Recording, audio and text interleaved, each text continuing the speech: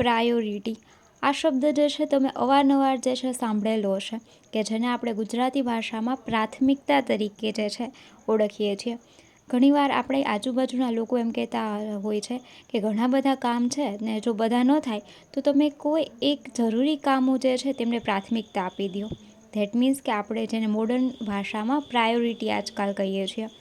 પણ as a student તરીકે આપણે શું પ્રાયોરિટી હોય છે, તો કે ફર્સ્ટ પ્રાયોરિટી હેલ્થ, કે ફિઝિકલ હેલ્થ અને મેન્ટલ હેલ્થ બેયનું ધ્યાન રાખવાનું છે. તમારે ઇમોશનલ સ્ટેબલ રહેવાનું છે. જો તમે ઇમોશનલ સ્ટેબલ હશો તો તમે જે છે એ કામ કરી શકો છો કે જે તમે રોજ કરવાથી કંટાળતા હતા. ધેટ મીન્સ કે એ તમારી લાઈફમાં છે ડિસિપ્લિન લઈ આવે છે. અને શું એટલું જ કાફી છે? ના, એટલું જે છે કાફી નથી હોતું. તમારે એવા લોકોથી પણ દૂર રહેવાનું છે કે જે તમને નેગેટિવિટી આપે છે, રાઈટ? તો તમારે પોઝિટિવ વાઇબ જે છે તેને પણ જાળવી રાખવાની છે અહીંયા. અને મોસ્ટ ઇમ્પોર્ટન્ટ વસ્તુ એ છે કે સોશિયલ મીડિયા જે છે તેનાથી દૂર રહેવાનું છે. બાકી જે છે આપણે જે સોશિયલ મીડિયા પર લોકોની જે છે લાઈફને પોતાની લાઈફ હારે કમ્પેરિઝન જે છે કરીશું, અને જે આપણે ક્યાંક ને ક્યાંક સેલ્ફ ડાઉટમાં જવા દેશે કે તેઓની લાઈફ જે છે સોર્ટ આઉટ છે અને આપણી નહીં, આપણે તો હજી જે પ્રિપેરેશન કરીએ છીએ. પણ એવું હોતું નથી.